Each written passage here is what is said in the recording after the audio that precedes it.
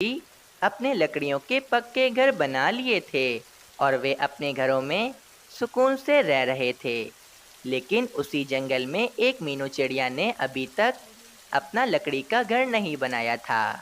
इस बार तो मैंने बारिशों में अपना लकड़ियों का पक्का घर भी नहीं बनाया है। कितनी तेज बारिश हो रही है। मैं क्या करूं? इस बारिश का पानी तो कितना ठंडा है। अगर मैं इसी तरह बारिश में भीगती रही तो मैं बीमार हो जाऊंगी। और फिर मीनू चिड़िया बारिश से बचने के लिए अपने लिए कोई जगह तलाश कर रही होती है। ये ठीक बना लिया मैंने। थोड़ी मेहनत लगी लेकिन काम अच्छा हो गया। आज की पूरी रात मैं यहीं पर ही आराम से गुजार लूंगी। कल सुबह तक बारिशें भी रुक जाएंगी। फिर मैं जाऊंगी और लकड़ियां खरीद कर लाऊंगी और उन लकड़ियों से मैं अपना एक पक्का घर बना लूंगी। ये बड़े बड़े पत्ते ज्यादा दिन तक नहीं टिकेंगे। ये तेज हवा और आंधी से कहीं उड़ जाएंगे। मुझे अपना लकड़ियों का घर तो बनाना ही पड़ेगा। और फिर मीनू चिड़िया आराम से उन बड़े बड़े पत्तों के नीचे सो जाती है। कालू जी, सभी पक्षियों ने अपने लकड़ियों के घर बना लिए हैं। एक हम इतने कामचोर हैं, हमने अभी तक अपना घर नहीं बनाया है। नहीं नहीं रानी, तुम गलत बोल रही हो। हमारे अलावा इस बार मीनू चिड़िया ने भी अपना घर नहीं बनाया है। मीनू चिड़िया भी लगता है हमारी तरह ही आलसी हो गई है। कालू जी, मीनू चिड़िया कभी भी आलसी नहीं हो सकती। किसी समस्या के कारण मीनू चिड़िया ने अपना घर नहीं बनाया होगा। लेकिन आप देखना, कल सुबह ही मीनू चिड़िया अपना घर बनाएगी। और मुझे पता है ये बारिशें ऐसे नहीं रुकेंगी, ये कुछ दिन तो चलेंगी। इसीलिए हमें भी अपना लकड़ियों का घर बना लेना चाहिए। हम कब तक इस छाते के नीचे बैठे रहेंगे? और तुम्हें पता है ये छाता भी मेरी माँ ने मुझे जहेज में दिया था। हाँ हाँ पता है, ज्यादा याद दिलाने की जरूरत नहीं है। कल सुबह मैं जाऊंगा और बाजार से लकड़ियां खरीद कर लाऊंगा और अपना भी एक लकड़ियों का घर बना लूंगा। पर कालू जी, हमारे पास लकड़ियां खरीदने के लिए भोजन कहाँ है? हम कहाँ से लकड़ियां खरीदेंगे? तुम बिल्कुल भी चिंता मत करो। कल मैं अपने भाई बबलू कौवे से कुछ भोजन उधार पर मांग लूंगा। वो मुझे मना नहीं करेगा। इसी तरह बातें करते करते कालू कौवा और रानी कौवी भी सो जाते हैं।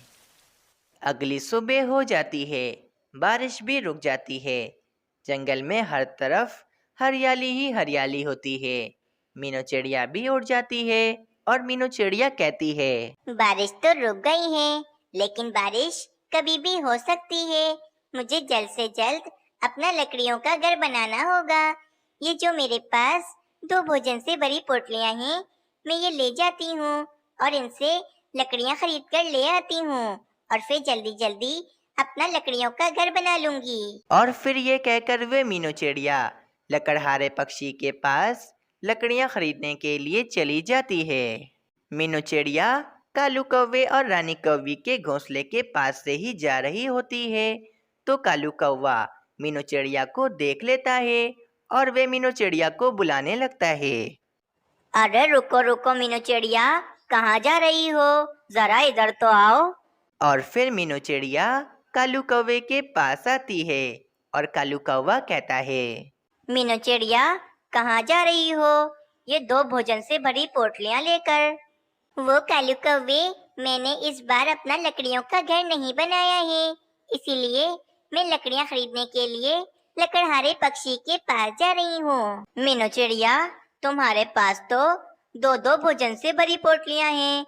इतने सारे भोजन में तो तुम्हें काफी ज्यादा मजबूत लकड़ियां मिल जाएंगी। वैसे मेरे मामा जी भी लकड़हारे हैं, उनके पास भी काफी मजबूत लकड़ियां होती हैं। तुम बोलो तो मैं तुम्हें मजबूत लकड़ियां अपने मामा जी के पास से दिला देता हूँ। अच्छा, तुम्हारे मामा जी लकड़हारे हैं? तो फिर ठीक है कालू कौवे, तुम अपने मामा जी के पास से ही मुझे मजबूत लकड़ियां लाकर दे दो। ठीक है, ये दोनों भोजन की पोटलियां तुम मुझे दे दो। मैं कुछ देर के बाद तुम्हें अपने मामा जी के पास से लकड़ियां लाकर दे दूंगा। ठीक है कालू कौवे, मैं तुम्हारा इंतजार करूंगी। जल्दी आना लकड़ियां लेकर। ये कहकर वे मीनू चिड़िया अपने घोंसले की तरफ चली जाती है। कालू जी, तुमने मीनू चिड़िया से झूठ क्यों कहा कि तुम्हारे मामा जी लकड़हारे हैं और उनका लकड़ियों का व्यापार है? असल में तो तुम्हारे मामा जी तुम्हारी ही तरह बहुत ज्यादा आलसी और कामचोर हैं। हाँ हाँ, पता है मुझे, लेकिन मैंने कुछ सोच समझकर ही मीनू चिड़िया को ये झूठ बोला है। इससे हमारा ही फायदा होगा। अच्छा, वो कैसे कालू जी, बताओ जरा। मैं बाजार जाऊंगा और कम भोजन में कच्ची लकड़ियां खरीद लूंगा और वे कच्ची लकड़ियां ले जाकर मैं मीनू चिड़िया को दे दूंगा और मीनू चिड़िया से कहूंगा कि ये लकड़ियां बहुत मजबूत हैं और ये लकड़ियां मैं अपने मामा जी के पास से लाया हूँ। मीनू चिड़िया को वैसे भी कौन सा पता चलेगा कि ये लकड़ियां कच्ची हैं। और फिर मीनू चिड़िया का दिया हुआ भोजन जो हमारे पास बचेगा, उसमें थोड़ा और भोजन डालकर हम अपने घर के लिए मजबूत लकड़ियां खरीद लेंगे और अपना घर बना लेंगे। वाह कालू जी, क्या बेवकूफ बनाया है तुमने मीनू चिड़िया को। अब मीनू चिड़िया के ही भोजन से हम अपने घर की लकड़ियां खरीदेंगे। और फिर कालू कौवा बाजार से कच्ची लकड़ियां खरीदने के लिए चला जाता है। बोलो बोलो कौवे, तुम्हें कैसी लकड़ियां चाहिए? कच्ची चाहिए या फिर मजबूत?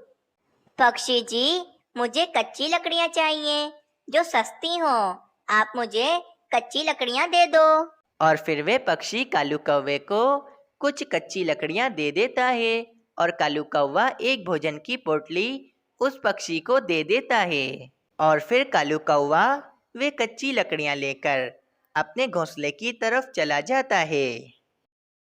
रानी, मैं कच्ची लकड़ियां ले आया हूँ। ये कच्ची लकड़ियां तो बहुत ही ज्यादा सस्ती हैं, लेकिन ये तुम्हारे पास इतनी सारी लकड़ियां कहाँ से आई? कालू जी, ये सारी लकड़ियां तुम्हारा भाई बबलू कौवा देकर गया है और वे कह रहा था कि ये सारी लकड़ियां बहुत ही ज्यादा मजबूत हैं।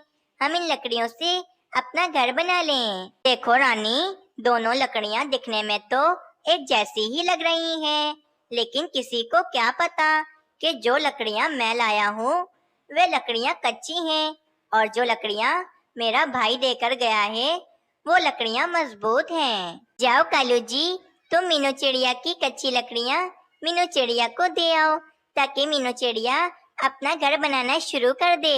रानी, मैं अभी बहुत थक गया हूँ, मैं कुछ देर आराम करूँगा, उसके बाद मैं मीनू चिड़िया की लकड़ियाँ उसे दे आऊँगा। ये कहकर वे कालू कौवा अपने घोंसले में आराम से सो जाता है। बहुत प्यास लग रही है, चलो मैं नदी से पानी पीकर आ जाती हूँ। और फिर रानी कौवी नदी से पानी पीने के लिए चली जाती है। कुछ देर के बाद रानी कौवी नदी से पानी पीकर आती है तो रानी कौवी कहती है, चलो भाई, मीनू चिड़िया की कच्ची लकड़ियाँ मैं ही मीनू चिड़िया को दे आती हूँ, वरना ये कालू जी तो सोते ही रहेंगे। लेकिन इन दोनों लकड़ियों में से वे कच्ची लकड़ियाँ कौन सी हैं जो मीनू चिड़िया को देनी है? लगता है यही वाली होंगी, चलो यही ले जाती हूँ। और फिर रानी कौवी मजबूत लकड़ियों को कच्ची लकड़ियां समझकर मीनू चिड़िया को देने के लिए ले जाती है। मीनू चिड़िया, ये लो, कालू जी अपने मामा जी के पास से तुम्हारे लिए लकड़ियाँ ले आए हैं। ये लकड़ियाँ बहुत ही ज्यादा मजबूत हैं। रानी कौवी, तुम्हारा बहुत बहुत शुक्रिया। चलो अब मैं अपना घर बनाना शुरू कर देती हूँ। बारिश का कुछ नहीं पता है, कभी भी शुरू हो सकती है। और फिर रानी कौवी भी अपने घोंसले की तरफ चली जाती है और मीनू चिड़िया अपना घर बनाना शुरू कर देती है। वैसे रानी कौवी ठीक ही कह रही थी, ये लकड़ियाँ तो बहुत ही ज्यादा मजबूत हैं। दूसरी तरफ वे कालू कौवा और रानी कौवी भी उन कच्ची लकड़ियों से अपना घर बनाना शुरू कर देते हैं। अगली सुबह हो जाती है।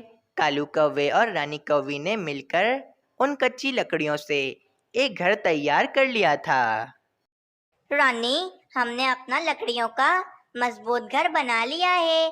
अब हम इस घर में आराम से रहेंगे। देखो, आसमान पर काले काले बादल छा गए हैं, मतलब कुछ ही देर में बारिश भी शुरू होने वाली है। मैंने अपना घर भी बना दिया है, और अपने घर को रंग भी कर दिया है। कितना सुंदर दिख रहा है मेरा घर। बाप रे, कितने काले काले बादल छाए हुए हैं। मतलब कुछ देर में बारिशें भी शुरू होने वाली हैं। चलो भाई, मैं अपने घर में चली जाती हूँ। कुछ देर के बाद जंगल में तेज हवाओं के साथ बारिशें भी शुरू हो जाती हैं। सभी पक्षी अपने अपने घरों में बैठकर बारिश